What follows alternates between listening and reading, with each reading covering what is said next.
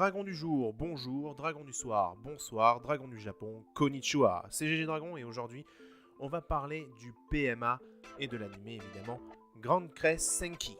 Alors, qu'est-ce que Grand Crest Senki? Grand Crest Senki, déjà, c'est un anime pour moi de type romance, aventure, magie, mais également combat, action.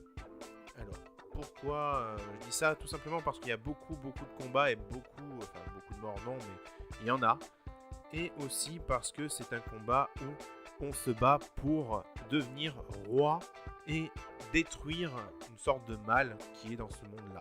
Donc en fait, détruire les grandes crestes, ce qu'ont les guerriers qui combattent. Alors c'est des sortes de... On va pas dire famille parce que c'est plus compliqué que ça, c'est surtout des sortes de symboles de pouvoir où plus ton pouvoir est grand, plus ton symbole est immense. Donc si tu as combattu et vaincu beaucoup d'adversaires qui avaient ces grandes crestes, le tien devient plus grand et ton armée également. Donc voilà, c'est un peu beaucoup de combats, comme je l'ai dit. C'est beaucoup aussi d'attaques et de défense, de combats entre guerriers qui ont les mêmes envies, voire des envies contraires. Il y en a qui veulent combattre et détruire ces grandes crestes parce qu'ils ne servent pas forcément à quelque chose dans ce monde-là. Et il y en a un, il a décidé de combattre pour le peuple et également pour détruire les grandes crestes. Donc le mal, on va dire, tout simplement. Et il y arrive peut-être ou pas, on n'en sait rien. Mais en tout cas, moi je vous dis de regarder parce que c'est vraiment un animé qui...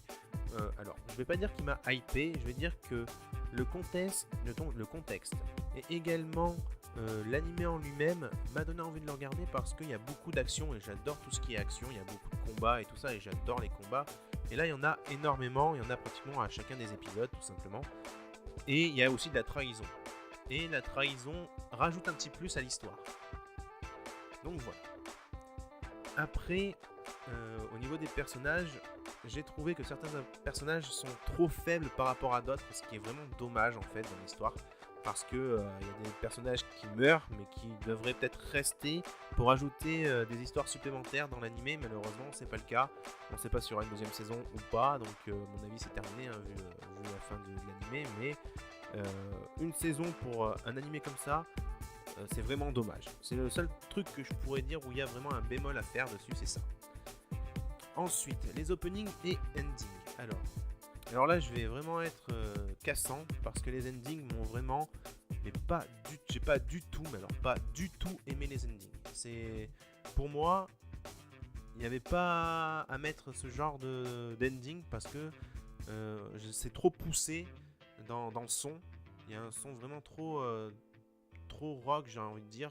Enfin, après, je me trompe peut-être, mais pour moi, c'est ça et ils auraient pas dû. Parce que c'est vraiment un truc romance, dramatique, combat. L'opening, lui, est vraiment moyen, limite comme l'ending. Donc c'est vraiment le truc qui m'a vraiment le plus déplu dans l'animé en lui-même. C'est vraiment les musiques. Et elles sont belles, hein. Je dis pas qu'elles sont pas belles, hein. Elles sont belles. La parole de chanson est magnifique. Mais les instruments utilisés pour faire cette musique, je trouve que ça va pas avec l'animé. Tout simplement. Et malheureusement, ça enlève un peu de charme de cet animé-là. Après, pour Grand Crest Senki, il y a également l'histoire. Et là, l'histoire, c'est vraiment oufissime. Parce que déjà, tu as une mage qui doit aller donner allégeance à une personne, mais elle donne allégeance à une autre personne. Donc déjà, elle fourvoie son pacte avec celui ou celle avec qui elle devait faire le premier pacte. Déjà, voilà. Et elle se met avec le plus faible. Hein. Donc déjà, c'est ouf. Déjà, tu te dis, bon, après, tu sais qu'il va évoluer, qu'il va gagner des combats, qu'il va avoir un symbole plus grand, qu'il aura plus de pouvoir. Enfin, voilà, c'est comme ça. L'histoire fait que ça doit être comme ça. Mais elle le rencontre par hasard, en train de sauver des gens. C'est pratiquement improbable, mais ça arrive. Et ça, c'est quand même...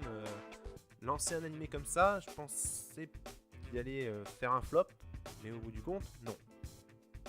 Donc, peut-être qu'il vaut le coup d'être vu. Moi, j'ai aimé. Maintenant, c'est à vous de vous faire votre opinion dessus.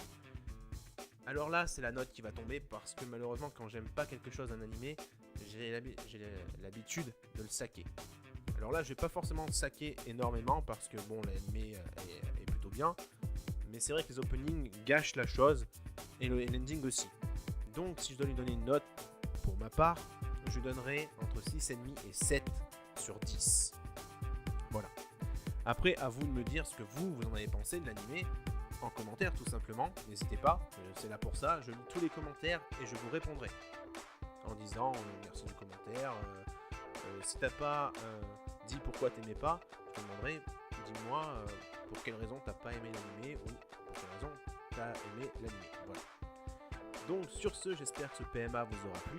N'hésitez pas à liker, commenter et partager la vidéo. N'hésitez pas aussi à aller voir en description pour tout ce qui est Facebook, Twitter et YouTube.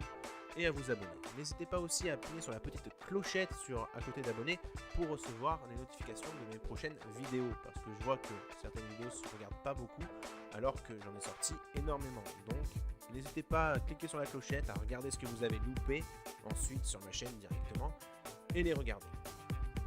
Sur ce, moi je vous dis tout simplement à la prochaine pour un nouveau PMA ou une autre vidéo. Et je vous dis Jana.